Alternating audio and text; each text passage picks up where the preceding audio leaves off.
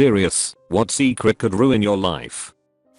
Some guy convinced naive 15-year-old me to send nudes and then used it against me for 6 months. He found me on Facebook and threatened to send them to my friends list if I didn't do whatever he asked me to. He would make me get online whenever he asked and have me masturbate for him. He even tried to get me to meet up with him in person. I got really lucky when his profiles just disappeared one day and I took that opportunity to delete every social media account I had. I haven't gone back since, and I never will. It really freaked me up for a while, but I don't really have anyone to blame but myself. It's been 6 years since, and I still haven't told anyone I know this story.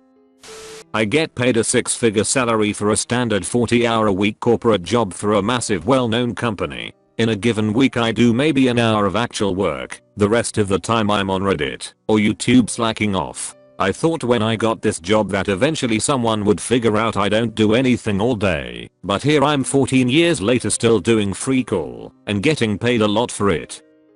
A while back, I was cheating on my wife with a coworker. It went on for months, and I never really cared for the woman I was cheating with. She was super hot, though. After a while my coworker started getting really crazy and threatening to tell my wife, whom I had a child with and a baby on the way, about everything. Obviously, I kept trying to cut things off because I realized I was making a mistake. She lost it one night and was freaking out and texting me telling me she was going to come to my house and a drunk driver hit her. She died instantly. No one knows I was having an affair and my family went to her funeral. I was picked on a lot in primary school. One kid, we'll call him Jonathan, got quite antsy with skipping ropes and used to whip me with them before chasing me with it if I ran away. He also called me some pretty horrible names. When I was 10 years old, the bullying was relentless and spread to multiple people bullying me. If I told the school, they would tell off the bullies, but the behavior would still continue. So I decided to take matters into my own hands. As Jonathan came charging towards me with his friends, ready to start whipping, for lack of a better word, I stood rigid with a plastic tennis racket, and with all of my anger, spun in one complete circle. I didn't expect to move so quickly, nor for the racket to hit anything. I was quite weird, and had poor hand-eye coordination when I was young, but the racket slammed straight to the side of his face, causing him to bleed quite heavily. He had to go home that day. I'm 17 now, and I've seen him a couple of times since. His head healed, but he sustained minor, temporary brain damage because of it. Prior to me reuniting with him, I genuinely thought I had killed him. I still hate how I caused all of this damage to him. Jonathan's friends were simply too scared to tell the teacher of what I did, for fear of how I'd react. Up until this point, I'd been intelligent, quiet and secluded. When I suddenly snapped and attacked, it came as a huge shock to them. They, mostly, stopped talking to me as well. People may tell me to try and reconcile with him, but the truth is that I will never ever forgive him for the crap he put me through for 2 years.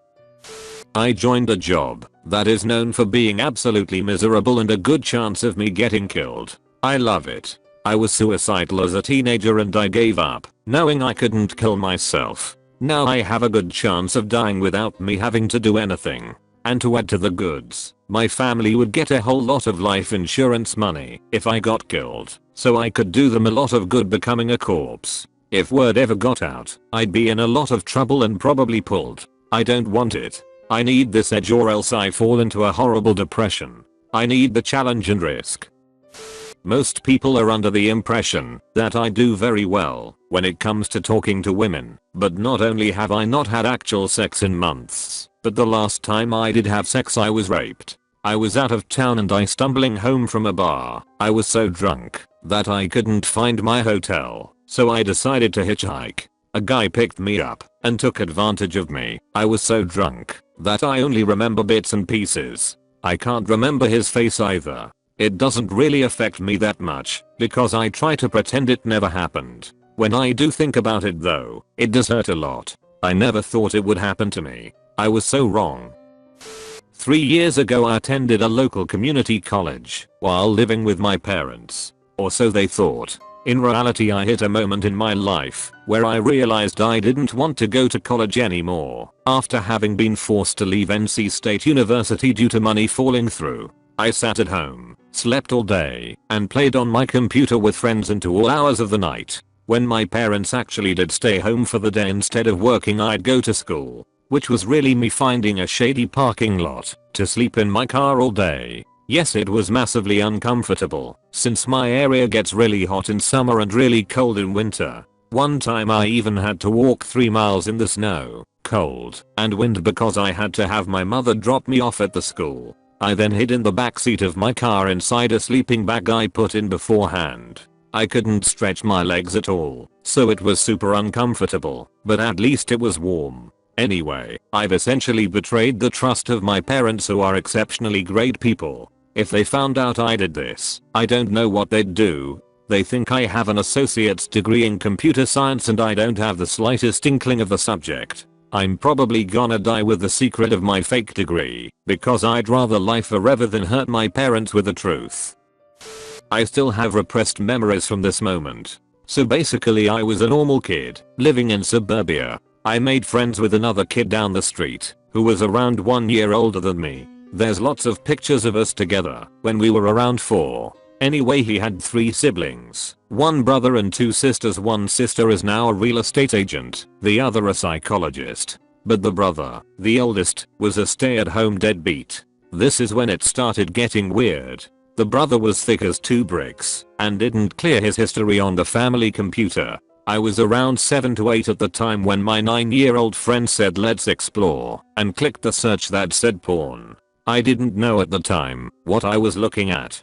The closest I saw was watching MTV music videos. I didn't understand about the naked ladies or the actual physical sex. Anyway, afterwards we went to his bedroom to play a game. He called it Tsunami, where there would be a tsunami coming, and we had to hide. We did this by going under the sheets. After this, he pulled his pants down and told me I had to save the human race and had to suck his penis. I believed him with my innocent 8-year-old mind. Then, we did it again, and he sucked my penis. And again, and he shoved his flaccid penis inside me. I didn't even know what was happening, if this was really sex. I also had to do that to him as well. I left his house that day, not really knowing what had just happened. I never told my parents, friends or anyone. After that, I stopped visiting his house, and he moved out with his mum after I started high school. To this day, I have a porn addiction which I think is connected to what I saw, with no real way to stop it.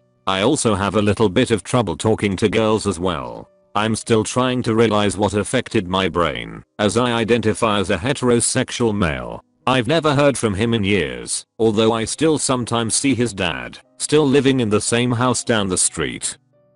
One night about a decade ago, when I was 8 years old, I couldn't sleep at night. So I was just walking around the house, looking for something to do. It was winter, so there was fire in the fireplace. I started playing with it, throwing stuff into it, watching how it burns. At one point, a big log rolled out of the fireplace. As a kid, I started to panic. I tried to cover it with a blanket, then ran out to the kitchen to get some water. When I came back, the whole living room was on fire. It was a wooden house. I was terrified, ran out of the house. Literally within a minute, it was burning like crazy. My older sister, younger brother, and mom, who was pregnant at the time, all died instantly.